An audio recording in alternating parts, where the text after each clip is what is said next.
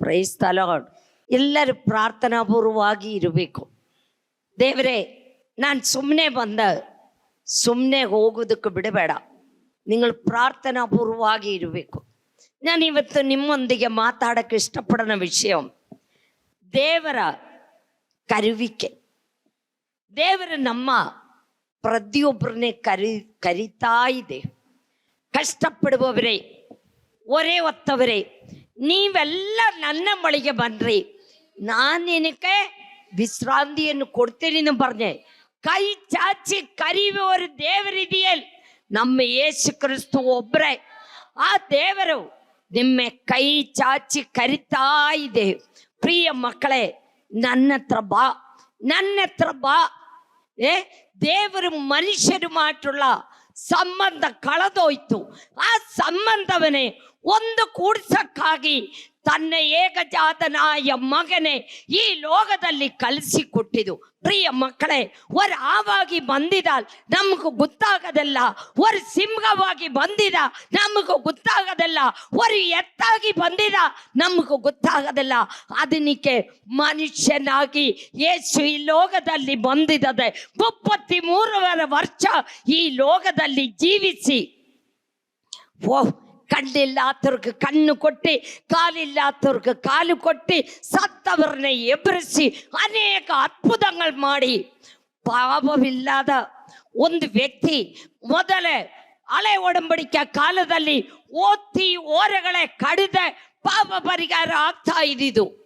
ಹೊಸ ಒಡಂಬಡಿಕೆ ಕಾಲ ಬಂದಾಗ ಯೇಸು ಕ್ರಿಸ್ತು ನಮ್ಮ ಪಾಪಕ್ಕಾಗಿ, ನಮ್ಮ ರೋಗಕ್ಕಾಗಿ, ನಮ್ಮ ಶಾಪಕ್ಕಾಗಿ ಅವನ ಶಿಲುಬೆಯಲ್ಲಿ ಯಜ್ಞವಾಗಿ ಒಂದು ತೊಟ್ಟು ರಕ್ತವಿಲ್ಲದ ನಮಗಾಗಿ ಸುರಿಸಿ, ಆ ರಕ್ತದಲ್ಲಿ ನಮಗೆ ಏನಿದೆ? ಬಿಡುಗಡೆ ಇದೆ.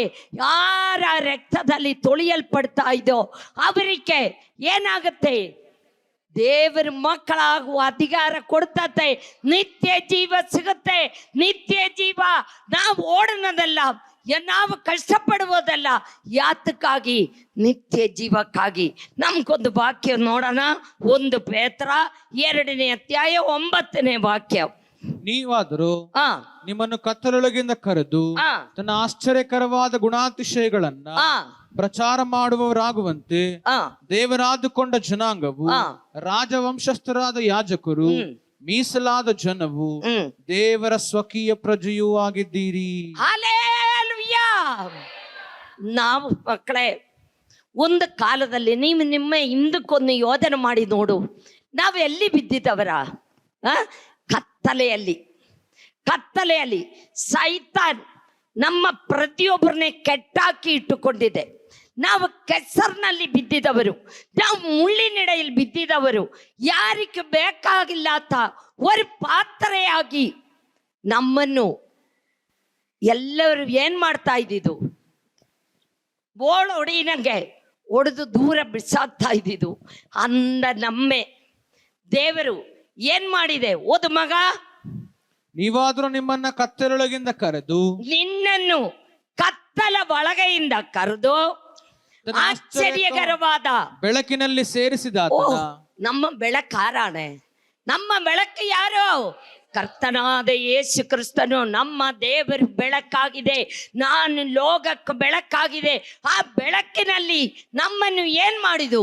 ಸೇರಿಸಿಕೊಂಡು ಆಮೇಲೆ ತನ್ನ ಗುಣಾತಿಶಯಗಳನ್ನ ಪ್ರಚಾರ ಮಾಡುವವರಾಗುವಂತೆ. ಮಕ್ಕಳೇ, ಸುಮ್ಮನೆ ನಿನ್ನೆ ಸೇರಿಸಿಕೊಂಡಿಲ್ಲ. ಯಾತಕ್ಕೆ ಸೇರಿಸಿಕೊಂಡಿದೆ? ನಾವು ನಮ್ಮಕ್ಕ ದೇವರು ಮಾಡಿದ ಒಂದೊಂದು ಉಪಕಾರಗಳು, ಗುಣಾತಿಶಯಗಳನ್ನು ಪ್ರಚುರಪಡಿಸುವುದಕ್ಕಾಗಿ ದೇವರಾದುಕೊಂಡ ಜನಾಂಗವು, ದೇವರು ನಮ್ಮನ್ನು ಹತ್ತುಕೊಂಡಿದ್ದ ಜನವಾಣ. ಮಕ್ಕಳೇ, ನಿಮ್ಮ ಹಳ್ಳಿಯಲ್ಲಿ ಎಷ್ಟೋ ಜನಗಳಿದೆ, ಎಷ್ಟೋ ಕುಟುಂಬಗಳಿದೆ. ಅಲ್ಲಿಂದ ನಿನ್ನೆ ಪ್ರತಿಯೊಬ್ಬರನ್ನ ದೇವರೇ ಏನ್ ಮಾಡಿದು? ಆತುಕೊಂಡಿದೆ. ಯಾತಕ್ಕೆ? ರಾಜವಂಶಸ್ಥರಾದ ಯಾಜಕರು. ನಾವು ಯಾರಾണ് ಮಕ್ಕಳೇ? ರಾಜಾದಿರಾಜನ ಮಕ್ಕಳಾണ്. ನಮ್ಮ ಯೇಸು ಕ್ರಿಸ್ತು ಯಾರು? രാജാതിരാജനാണ്, രാജവംശസ്ഥരാണ്. നമ്മൾ ആരെ എതിരത് ಬೇಕಾಗಿಲ್ಲ. ನೀ ಹೆದರಬಾರ್ದು. ಭಯത്തിന്റെ ಆತ್ಮವಲ್ಲ ನಮ್ಮ ಆತ್ಮ ಧೈರ್ಯത്തിന്റെ ಆತ್ಮವಾണ്. ನಾವು ಧೈರ್ಯವಾಗಿ ನಿಂತುಕೊಂಡು ಹೇಳ್ಬೋದು, ഞാൻ രാജാതിരാജൻ മകളാണ്, ഞാൻ രാജാതിരാജനಂಗೆ ಜೀವಿಸ್ತೀನಿ. ಓದು ಮಗ. ರಾಜವಂಶಸ್ಥರಾದ ಜನವು, ಆಮೇಲೆ ಮೀಸಲಾದ ಜನವು. ಓ, ನಾವು ಆರಾണ്? ಮೀಸಲಾದ ಜನമാണ്. ಆಮೇಲೆ ಸ್ವಕೀಯ ಪ್ರಜೆ, ದೇವರ ಸ್ವಕೀಯ ಪ್ರಜೆ. ನಾವು ആരാണ് മക്കളെ? ದೇವರದಿ സ്വന്തം മക്കളാണ്. ധൈര്യವಾಗಿ ಎದೆ ಕೈಯೊಡೆದು ಹೇಳು, ನಾನು ನನ್ನ ದೇವರದಿ സ്വന്തം ಮಗನಾണ് ಹೇಳು. ಯಾಕೆ ನಾವು സ്വന്തವಾಯ್ತದೆ? ಅವನ ರಕ್ತದಲ್ಲಿ. അവൻ ഈ ലോകമെല്ലാം മാറിതാലും എന്നെ യേശുവിനെ രക്തം ആർക്കും ഒരു തൊട്ട് തൊകളക്കാകതില്ല. അന്ത വിലേറിയ രക്തം കൊട്ടിയാണ് ನಮ್ಮ ಪ್ರತಿಯೊಬ್ಬರನ್ನ ಏನ್ ಮಾಡಿದೆ? ಕೊಂಡ್ಕೊಂಡಿದೆ. ದೇವರು ಕೊಂಡ್ಕೊಂಡಿದೆ ನಮ್ಮ ಪ್ರತಿಯೊಬ್ಬರನ್ನೇ. ದೇವರು ನಮ್ಮನ್ನು ನಿನ್ನ ಸೊತ್ತಲ್ಲ. ಯಾರು ಸೊತ್ತಾണ്? ದೇವರದಿ ಸೊತ್ತಾണ്. ನಾವು ದೇವರದಿ ಸೊತ್ತಾണ്. ಆವಾಗ ನಾವು ಧೈರ್ಯವಾಗಿ ನಿಂತುಕೋಬೇಕು ಮಗಳೇ, ನಿಂತುಕೋಬೇಕು ಮಗನೇ. ನಾವು ಧೈರ್ಯದಿಂದ ದೇವರ ಸೇವೆ ಮಾಡಬೇಕು. ನೀ ಹಿಂದಿರುಗಿ ಭಯಪಡಬೇಡ. ಆರು ನಿನ್ನೆ ಹೊಡೆಯಲಿ, ಆರು ನಿನ್ನೆ ಏರಣ ಮಾಡಲಿ, ನೀ ಧೈರ್ಯವಾಗಿ ನಿಂತುಕೋಬೇಕು. ಇನ್ನೊಂದು ವಾಕ್ಯ ಓದೋಣ. ಗಲಾತ್ಯ 5ನೇ ಅಧ್ಯಾಯ 13ನೇ ವಾಕ್ಯ. ಸಹೋದರರೇ, ನೀವು ಸ್ವತಂತ್ರರಾಗಿರಬೇಕೆಂದು ದೇವರು ನಿಮ್ಮನ್ನ ಕರೆದನು. ಹಲ್ಲೆಲೂಯಾ. ನಾವು നമ്മെ കെട്ടാക്കി സൈത്താൻ ഇട്ടുകൊണ്ടിത് ಒಂದು ದಿನ ಆ ದೇವರು ಅವರ ರಕ್ತ ಕೊಟ್ಟು നമ്മെ ಏನ್ ಮಾಡಿದು? ಕೊಂಡ್ಕೊಂಡು ಆ ಕೆಟ್ಟುಗಳೆಲ್ಲ നമ്മെ ಬಿಚ್ಚಿಬಿಟ್ಟಿದ್ದು. ಈಗ ನಾವು ಯಾರಾണ്? സ്വതന്ത്രരാണ്. യേശുവിനെ ನಿಂತುಕೊಂಡು, ಎಲ್ಲಿ ನಿಂತುಕೊಂಡು? ಎಲ್ಲಿ ಯೇಸು ಜೀವಿಸುವ ದೇವರು, ಎಲ್ಲಿ ಯೇಸು ಸತ್ಯ ದೇವರು, ಎಲ್ಲಿ ಯೇಸು ಅದ್ಭುತ ಮಾಡುವ ದೇವರು. ಶಕ್ತಿಯಾಗಿ ಕೂವಾಡಿ ಕೇಳು ಮಕ್ಕಳೇ. ಆವಾಗ ನಮಗೆ ಸ್ವಾತಂತ್ರ್ಯವಿದೆ, ಸ್ವತಂತ್ರರಾಗಿದ್ದು ನಾವು ಸ್ವತಂತ್ರರಾಯ್ತು. ಒಂದು ಕಾಲದಲ್ಲಿ ನಾವು ಎಲ್ಲಿ ಇರ್ತಿದ್ದವರ? ನೀ ಹಿಂದಕ್ಕೊಂದು ಯೋಜನೆ ಮಾಡಿ ನೋಡು ಈಗ ನಾವು ಹೇಗಿದೆ. ಹಿಂದಿನ ಕಾಲದಲ್ಲಿ ನಾವು ಹೇಗಿದೆ ನೀ ಯೋಜನೆ ಮಾಡಿ ನೋಡು. ಯೋಜನೆ ಮಾಡಿ ನೋಡಿದ ನಾವೀಗ ಸ್ವತಂತ್ರರಾಗಿದೆ ಮಕ್ಕಳೇ. അതുപോലെ ಇನ್ನೊಂದು ವಾಕ್ಯ ಓದ ಮಗ. ಎಫೆಸ್ಯರ್ 4ನೇ ಅಧ್ಯಾಯ 1-2 ವಾಕ್ಯ. ಎಫೆಸ್ಯರ್ 4ನೇ ಅಧ್ಯಾಯ 1-2 ವಾಕ್ಯ. ನೀವು ದೇವರಿಂದ ಕರೆಯಲ್ಪಟ್ಟವರಾದ ಕಾರಣ. ನಾವು ಯಾರಿಂದ ಕರೆಯಲ್ಪಟ್ಟವರಾಣ? ಅದು ಸೈತಾನಿಂದ ಕರೆಯಲ್ಪಟ್ಟವರಾಣೋ? ನಾವು ಯಾರಿಂದ ಕರೆಯಲ್ಪಟ್ಟವರು? ದೇವರಿಂದ ಕರೆಯಲ್ಪಟ್ಟವರಾದರಿಂದ ಯೋಗ್ಯರಾಗಿ ನಡೆದುಕೊಳ್ಳಬೇಕೆಂದು. പ്രിയ മക്കളെ, നീ സൈത്താനിന്ദ കരയൽപ്പെട്ട ഒരു വ്യക്തിയാണെങ്കിൽ നിനക്ക് മനസ്സു ಬಂದಕ್ಕೆ ಜೀವಿಸಬಹುದು. ನೀ ಯಾರಿಂದ ಕರೆಯಲ್ಪಟ್ಟವರ? ದೇವರಿಂದ ಕರೆಯಲ್ಪಟ್ಟ ಮಗನಾണ്. ಆವಾಗ ಓದು ಮಗ. ಯೋಗ್ಯರಾಗಿ ನಡೆದುಕೊಳ್ಳಬೇಕು. ನೀ ಹೆಂಗೆ ನಡಿಬೇಕು? ನಿನಗೆ ಸ್ವಲ್ಪ ಭಯವಿರಬೇಕು. എൻ്റെ ದೇವರು ನನ್ನೆ ನೋಡ್ತಾ ಇದೆ, ನನ್ನ ದೇವರು ನನ್ನೆ ನೋಡ್ತಾ ಇದ್ದೇನೆ. ನಿನಗೆ ಸ್ವಲ್ಪ ಭಯವಿರಬೇಕು. ಭಯವಿಲ್ಲ ಎಂಗಿಲ್ ನೀ ನಾಶವಾಗಿ ಹೋಗುತ್ತೆ. ನಿನಗೆ ಸ್ವಲ್ಪ ಭಯವಿರಬೇಕು. ಓದು ಮಗ. ನಡೆದುಕೊಳ್ಳಬೇಕೆಂದು ಕರ್ತನ ಸೇವೆಯಲ್ಲಿ ಸೆರೆಯವನಾದ ನಾನು ನಿಮ್ಮನ್ನ ಪ್ರಬೋಧಿಸುತ್ತೇನೆ. ಕೈಯಲ್ಲಿ ಬೇಡಿಯನ್ನು ಹಾಕೊಂಡು ಬರ್ದಿದ್ದಾಡಿದ. ಸೆರೆಯವನಾದ ನಾನು ಸೆರೆಯಲ್ಲಿ ಇರ್ತಾ ಇದ್ದೆ.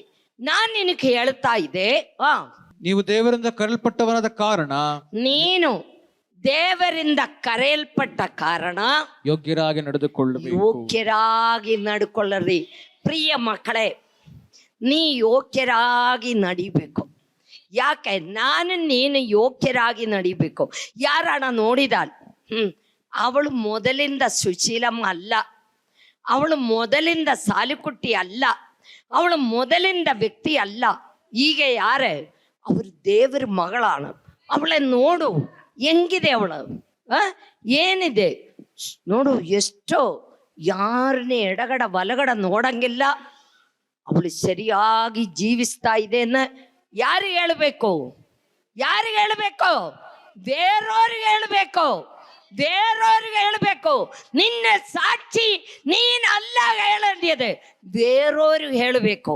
ಆಮೇಲೆ ಅದು ಮುಂದಕ್ಕೆ ಹೋದ ಮಗ 2ನೇ ವಾಕ್ಯ, ನೀವು ಪೂರ್ಣ ವಿನಯ ಸಾತ್ವಿಕತ್ವಗಳಿಂದಲೂ ಪೂರ್ಣ ವಿನಯದಿಂದಲೂ ಸ್ವಾದಿಗತ್ವದಿಂದಲೂ ದೀರ್ಘ ಶಾಂತಿಯಿಂದಲೂ ಕೂಡಿದವರಾಗಿ ಪ್ರೀತಿಯಿಂದ ಒಬ್ಬರನ್ನೊಬ್ಬರು ಸಹಿಸಿಕೊಳ್ಳಿರಿ. ಓ, ಪ್ರೀತಿಯಿಂದ. ಯಾರಾಣ ನಿನ್ನೆ ಒಬ್ರು ಬೈದಿದಾಲ್, ನೀ ಒಡನೆ ಸೀರೆ ಎಲ್ಲ ಮೇಲೆ ಕೆತ್ತಿ ಕೊತ್ತಿ ಅವರೇ ಹೊಡಿಯಕ್ಕೆ ಬಡಿಯಕ್ಕೆ ಕಲಾಟ ಮಾಡಕ್ಕೆ ಹೋಗ್ಬೇಡ. ನೀ ಏನ್ ಮಾಡಬೇಕು? ಸಹಿಸಿಕೊಳ್ಳಬೇಕು. ಪ್ರತಿಕಾರ ಯಾರ್ದಿ? ಪ್ರತಿಕಾರ ಯಾರ್ದಿ?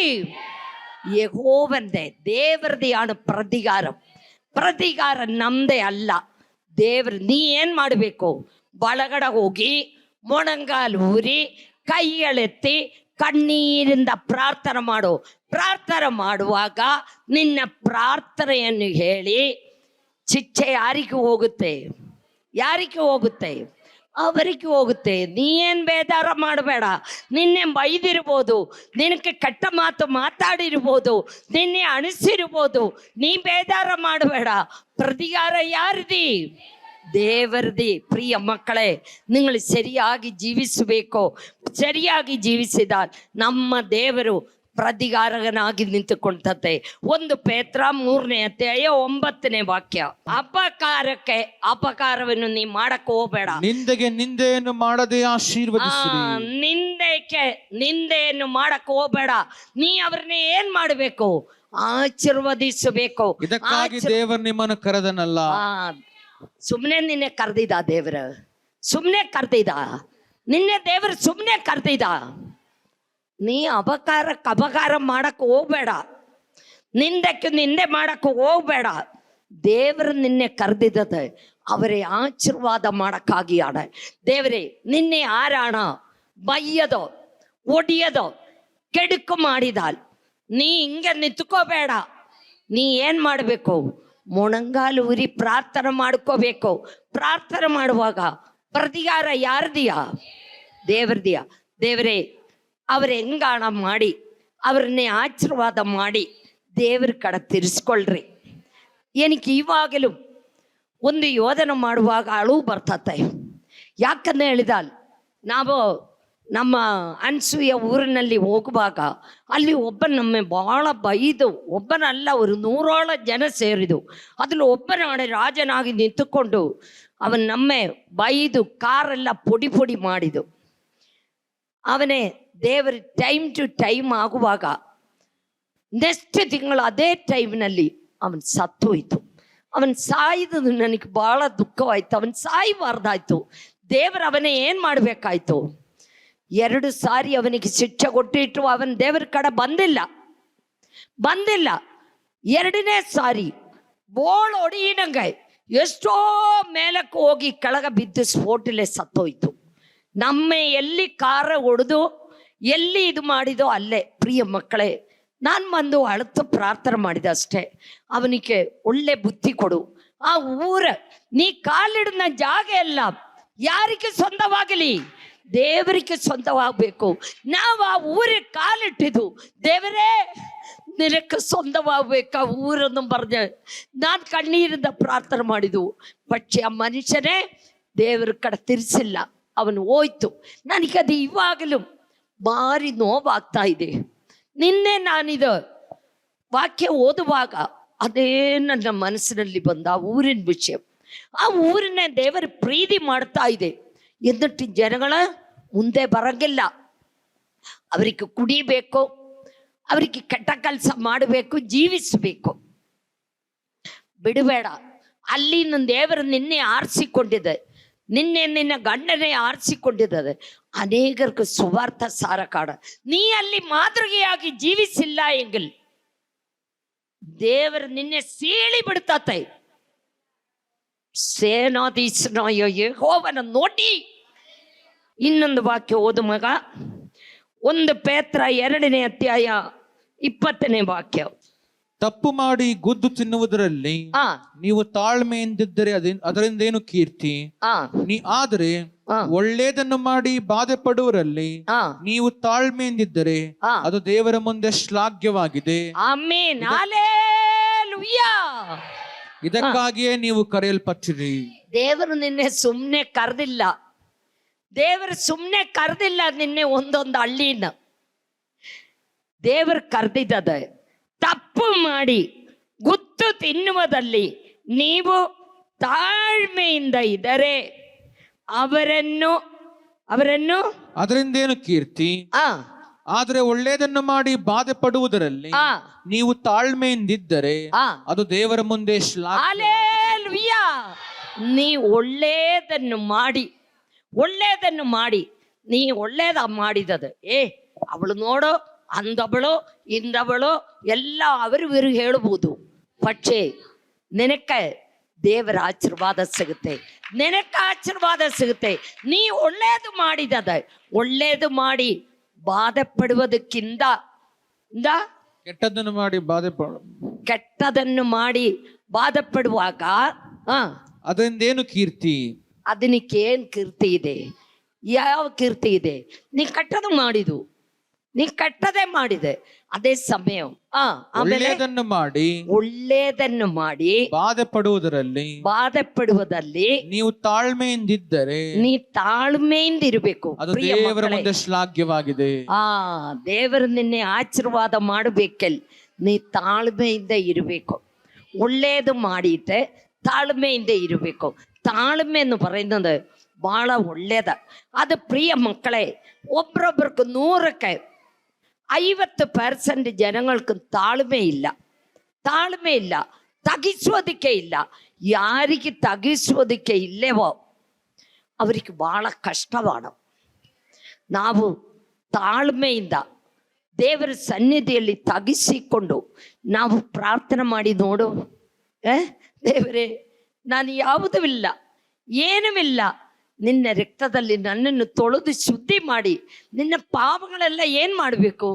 ದೇವರ ಮುಂದೆ ಅರಿಕೆ ಮಾಡಬೇಕು. ಮಕ್ಕಳೇ, ನೀ ಏನು ಪಾಪ ಮಾಡಿದ್ದನ್ನು ನಿನಗೂ ಗೊತ್ತು, ದೇವರಿಗೂ ಗೊತ್ತು.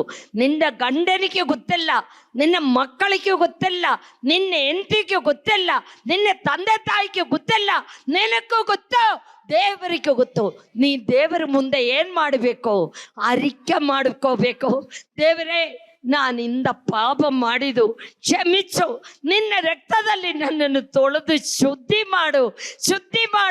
ಅನೇಕರಿಗೆ ಪ್ರಯೋಜನಗಳ ಮಗಳಾಗಿ, ನಿನಕ್ಕೆ ಪ್ರಯೋಜನಗಳ ಮಗಳಾಗಿ ಜೀವಿಸೋದಕ್ಕೆ ನಾನು ಇಷ್ಟಪಡ್ತಾ ಇದ್ದೆ. ನೀ ಅದಕ್ಕೆ ನನ್ನನ್ನು ಕರೆದಿದ್ದ, ಸುಮ್ಮನೆ ಕರೆದಿಲ್ಲ. ದೇವರದಿ ವಿಷಯಗಳು ನಾವು ಕೀರ್ತಿಪಡಿಸಬೇಕು, ಎಲ್ಲರಿಗೂ ಹೇಳಬೇಕು. ಅವ್ರನ್ನೇ ಏನ್ ಮಾಡ್ಬೇಕು ಅಂತ ಹೇಳಿದೆ, ಬೆಳಕಕ್ಕೆ ತರಬೇಕು. ನೀನು ಒಂದು ಕಾಲದಲ್ಲಿ ಕತ್ತಲಿನಲ್ಲಿ ಇರಿದಿದ್ದೆ, ನಿನ್ನೆ ದೇವರು ಬೆಳಕಕ್ಕೆ ತಂದಿದ್ದು. ನೀನೇನ್ ಮಾಡಬೇಕು? ಬೇರೆಯವ್ರೇನ್ ಬೆಳಕಕ್ಕೆ ತರಬೇಕು. ಅದಕ್ಕೆ ದೇವರು ನಿನ್ನೆ ಕರೆದಿದೆ. ಸುಮ್ಮನೆ ಇಲ್ಲಿ ಬಂದು 2 ಚಪ್ಪಾಳೆ ಹೊಡೆದು ಅಲ್ಲಿ ಹೇಳಿ ಹೋಗೋದಕ್ಕಲ್ಲ. ದೇವರು ನಿನ್ನೆ ಕರೆದಿದ್ದಕ್ಕೆ ಒಂದು ಉದ್ದೇಶವಿದೆ. ಆ ಉದ್ದೇಶ ಪ್ರಕಾರ ನೀ ನಡೆದಿಲ್ಲಂಗಲ್ ಕರ್ತನಾದ ಯೇಸು ಕ್ರಿಸ್ತ ತುತ್ತರಿ ಹೇಳುವಾಗ ನೀ ಹೋಗೋದಿಲ್ಲ, ನೀ ಇಲ್ಲೇ ಬಿದ್ದಿರ್ತತೆ. ನೀ ಎದ್ದು ನೋಡುವಾಗ ನಿನ್ನ ಹೆಂಡತಿ ಇರಿಯೋದಿಲ್ಲ. ನನ್ನ ಹೆಂಡತಿ ಎಲ್ಲಿ ಹೋಯ್ತು ಅನ್ಸೂಯ ನೋಡಿದ, ಅಯ್ಯೋ ಎಲ್ಲಿ ಇದೆ ಅನ್ನ ಹೇಳುತ್ತತೆ, ಹೋಯ್ತವಳ, ನೀನು ಉಳಿಯಪಡ್ತತೆ. ದಯವಿಟ್ಟು ಪ್ರಿಯ ಮಕ್ಕಳೇ, ಸರಿಯಾಗಿ ದೇವರಿಗೆ ಜೀವಿಸ್ಕೋಬೇಕು. ನೀ ಹೆಂಗೋ, ನಮ್ಮ ಊರಿನಲ್ಲಿ ಒಂದು ಗಾದೆ ಹೇಳ್ತತೆ, ನಂದು ಬಿಟ್ಟಿದ್ದಾಲ ಏನ್ ಮಾಡಬೇಕು ಅಂದ್ರೆ ಸ್ನಾನ ಮಾಡ್ಕೋಬೇಕು. ಹೆಂಗೋ ನೀ ಎಲ್ಲ ಬಿಟ್ಟು ಬಂದಿದ್ದು, ದೇವರ ಸನ್ನಿಧಿಯಲ್ಲಿ ಬಂದಿದ್ದು. ದೇವರೇ, ನೀ ನನ್ನನ್ನು ಆಶೀರ್ವಾದ ಮಾಡು. ನಾನು ಜೀವಿಸಿರಂಗಲ್ ನನಕ್ಕಾಗಿ ಜೀವಿಸ್ತೀನಿ, ಸತ್ತಿದೆ ನನಕ್ಕಾಗಿ ಸಾಯ್ತೀನಿ. ನೀ ನನ್ನನ್ನು ಕರೆದಿದೆ, ನಾನು ಹುಡುಕಿ ಬಂದಿಲ್ಲ, ನೀ ನನ್ನನ್ನು ಹುಡುಕಿ ಬಂದು ನೀ ನನ್ನನ್ನು ಬಂಡ ಮೇಲೆ ನಿಲ್ಲಿಸಿದೆ. ಆ ಬಂಡ ಮೇಲೆ ನನ್ನ ಕಾಲ ಕೆಳಗೆ ಬಿದ್ದು ಹೋಗಬಾರ್ದು, ಜಾರಿ ಹೋಗಬಾರ್ದು. ಜ್ಞಾನ ಬಂಡೆಯಲ್ಲಿ ನಿಲ್ಲಬೇಕು. ಬಂಡೆ ಯಾರು? ಯೇಸು ಕ್ರಿಸ್ತನೇ ಬಂಡೆ. ಇನ್ನೊಂದು ವಾಕ್ಯ ಓದು. ಕೊಲೋಸ್ಯರ್ 3ನೇ ಅಧ್ಯಾಯ 15ನೇ ವಾಕ್ಯ. ಕ್ರಿಸ್ತನಿಂದಾದ ಸಮಾಧಾನವು ನಿಮ್ಮ ಹೃದಯಗಳಲ್ಲಿ ಯಜಮಾನನಂತಿದ್ದು ತೀರ್ಪು ಹೇಳಲಿ. ಸ್ತೋತ್ರ. ನೀವು ಒಂದೇ ದೇಹಕ್ಕೆ ಸೇರಿದವರಾದ್ದರಿಂದ ಸಮಾಧಾನದ ಇರುವುದಕ್ಕೆ ಕರೆಯಲ್ಪಟ್ಟಿರಿ. ಇದಲ್ಲದೆ ಕೃತಜ್ಞತೆಯುಳ್ಳವರಾಗಿರ್ರಿ. ನಾವು ನಮ್ಮ ದೇವರು ಕರೆದಿದೆ ಯಾತಕ್ಕೆ? ಸಮಾಧಾನವಾಗಿ ಇರಿಯಕ್ಕ. ಪ್ರಿಯ ಮಕ್ಕಳೇ, ಈ ರಾಜ್ಯದಲ್ಲಿ ಸಮಾಧಾನವಿಲ್ಲ, ದೇಶದಲ್ಲಿ ಸಮಾಧಾನವಿಲ್ಲ, ಕುಟುಂಬದಲ್ಲಿ ಸಮಾಧಾನವಿಲ್ಲ, ವ್ಯಕ್ತಿಯಲ್ಲಿ ಸಮಾಧಾನವಿಲ್ಲ. ಸಮಾಧಾನ ಇರುವುದು ಯಾರಿಗೆಂದು ಗೊತ್ತಾ? ದೇವರ ಮಕ್ಕಳಿಗೆ. ಯೇಸುವಿನ ರಕ್ತದಲ್ಲಿ ತೊಳೆಯಲ್ಪಟ್ಟ, ಯೇಸುವಿನಕ್ಕಾಗಿ ಯಾರು ಜೀವಿಸ್ತಾ ಇದೆಯೋ ಅವರಿಗೆ ಸಮಾಧಾನವಿದೆ. ಅವರಿಗೆ ಏನು ಕಷ್ಟ ಬಂದಾലും, ಕಾಯಿಲೆ ಬಂದಾലും, ಸಮಸ್ಯೆಗಳು ಬಂದಾലും ಅವರೇನು ಮಾಡ್ತತೇನೋ ಡೋಂಟ್ ಕೇರ್ ಆಯ್ತು ಹೋಗುತ್ತೆ. ದೇವರಿಗೆ ಗೊತ್ತಿಲ್ಲದೆ ಏನು ಸಂಭವಿಸೋದಿಲ್ಲ. ದೇವರಿಗೆ ಗೊತ್ತಿಲ್ಲದೆ ಏನು ಸಂಭವಿಸೋದಿಲ್ಲ. ದೇವರು ನನ್ನನ್ನು ಕರೆದಿದೆ. ನಾನು ರಾಜಕೀಯ ಪುರೋಹಿತ ವರ್ಗമാണ്. ನಾನು രാജാതിരാജൻ മകളാണ്. രാജവംശസ്ഥരാದ ಯಾಜಕರು, ಸ್ವರ್ಗೀಯ ಪ್ರಜೆയാണ് ನಾವು, ಮೀಸಲಾದ ಜನമാണ് ನಾವು. ನೀ പിന്നെ ಯಾತಕ್ಕೆ ಭಯಪಡಬೇಕು? ഒരു കാരണവശാലും ഭയപ്പെടಬಾರ್ದು. ಪ್ರಿಯ ಮಕ್ಕಳೇ, ನಾವೆಲ್ಲ ಒಂದೇ ತಂದೆದಿ ಮಕ್ಕಳಾണ്. ನಮಗೆ ಜಾತಿ ಇಲ್ಲ, ಕುಲವಿಲ್ಲ, ಮತವಿಲ್ಲ, ಯಾವುದೂ ಇಲ್ಲ. ನಾವು ಪರಿಶುದ್ಧರಾಗಿ ಜೀವಿಸಬೇಕು. ಓದು ಮಗ. ನೀವು ಒಂದೇ ದೇಹಕ್ಕೆ ಸೇರಿದವರಾದ್ದರಿಂದ ಸಮಾಧಾನದ ಇರುವುದಕ್ಕಾಗಿ ಕರೆಯಲ್ಪಟ್ಟಿರಿ. ಹಲ್ಲೆಲೂಯಾ. ನಮ್ಮ ದೇವರು ನಮಗೆ ಸಮಾಧಾನ ಕೊಡುವುದಕ್ಕಾಗಿ ಬಂದಿದ್ದ ದೇವರಾണ്. ಆ ದೇವರು ನಮಗೆ ಸಮಾಧಾನ ಕೊಡ್ತತೆ. ನೀ ಕಲಿಬಿಲಿ ಮಾಡಬೇಡ, ನೀ ಅಸಮಾಧಾನ ಮಾಡಬೇಡ. ನೀ ಏನು ಮಾಡಬೇಕು? ಕಣ್ಣೀರಿಂದ ಪ್ರಾರ್ಥನೆ ಮಾಡ್ಕೋಬೇಕು.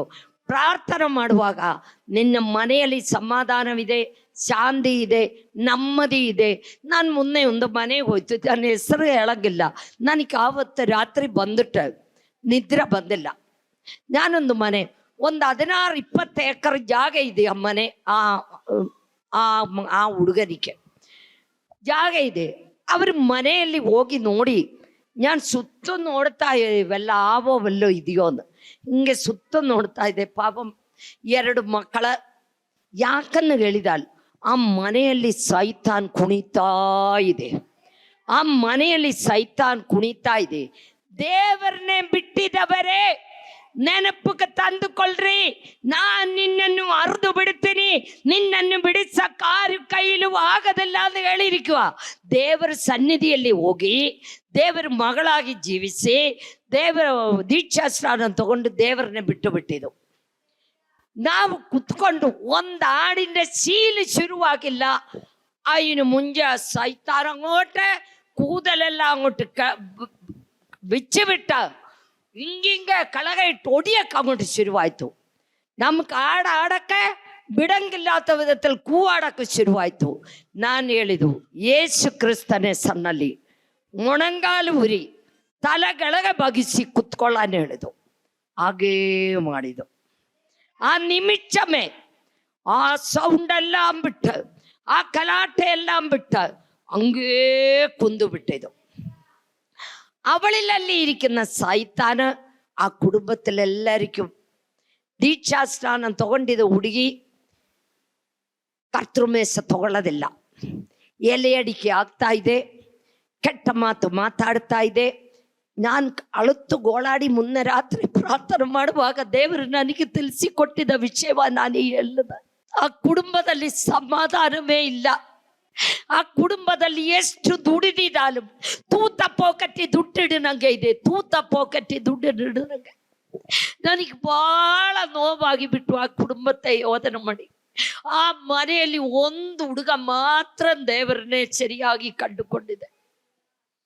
ಈ ಕಲಾಟಕ್ಕೆ ಮಧ್ಯದಲ್ಲಿ ಈ ದೆವ್ವಗಳ ಮಧ್ಯದಲ್ಲಿ ಅವನಿಗೆ ಸರಿಯಾಗಿ ಪ್ರಾರ್ಥನೆ ಮಾಡಕ್ಕಾಗುന്നിಲ್ಲ, ಸರಿಯಾಗಿ ಜೀವಿಸಕ್ಕಾಗುന്നിಲ್ಲ. ಪ್ರಿಯ ಮಕ್ಕಳೇ, ಇದುപോಲത്തെ ಎಷ್ಟು ಕುಟುಂಬಗಳು ನಾಶವಾಗಿ ಹೋಗ್ತಾ ಇದೆ ಎಂದು ಗೊತ್ತಾ?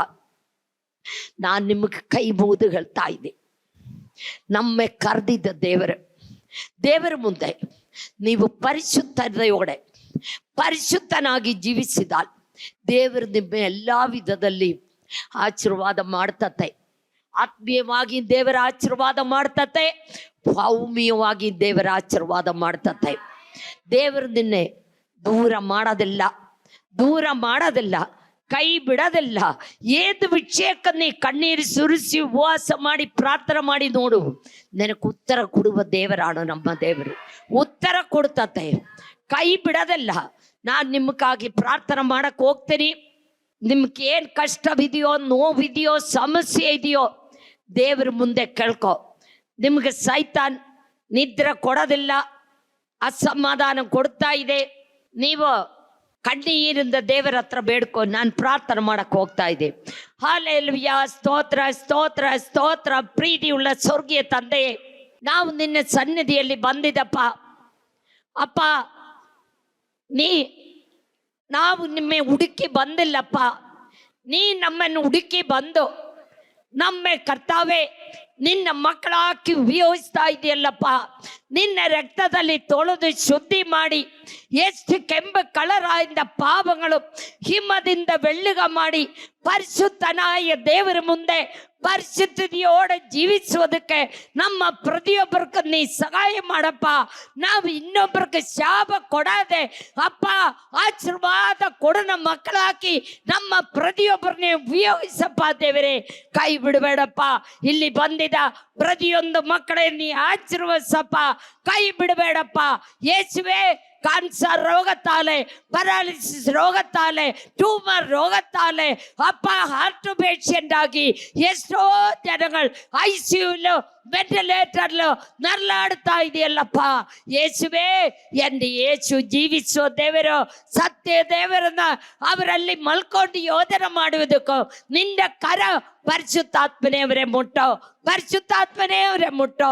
ಅವರದಿ ಮೊಣಂಗಾಲು ನೋವೆ, ಬೆನ್ನು ನೋವೆ ಅಪ್ಪ, ಯಾರಿಗೆ ಏನ್ ಕಷ್ಟವಿದೆಯೋ ಈ ನಿಮಿಷಮೇ ಸೈತಾನ್ ಕಾಟೆಯಲ್ಲಿ ಎಷ್ಟೋ ಜನಗಳ ಮಾಟ ಮಂದಿರ ಶಕ್ತಿಯಲ್ಲಿ ಎಷ್ಟೋ ಜನಗಳು ನರಳಾಡ್ತಾ ಇದೆಪ್ಪ.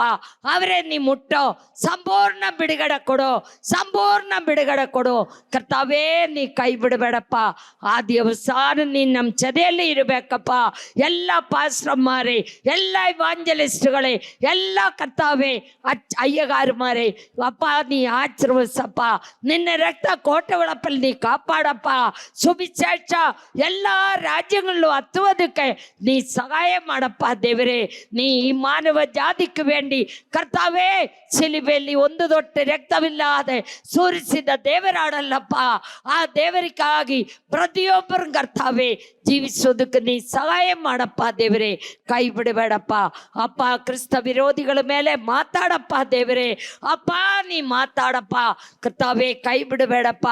ನನಗಾಗಿ ಯೇಸು ರಕ್ತ ಸುರಿಸಿದನ್ನೇ ಅವರು ಕರ್ತಾವೇ ತಿಳ್ಕೊಳ್ಳುವುದಕ್ಕೆ ನೀ ಸಹಾಯ ಮಾಡಪ್ಪ ದೇವರೇ. ಸಹಾಯ ಮಾಡಪ್ಪ. ಪ್ರತಿಯೊಬ್ಬರನ್ನೇ ಆಶೀರ್ವದಿಸಪ್ಪ. ಜಾತಿ ಮತ ಭೇದ ಮೆನ್ಯೆ ಪ್ರತಿಯೊಬ್ಬರನ್ನೇ ನೀ ಆಶೀರ್ವದಿಸಪ್ಪ.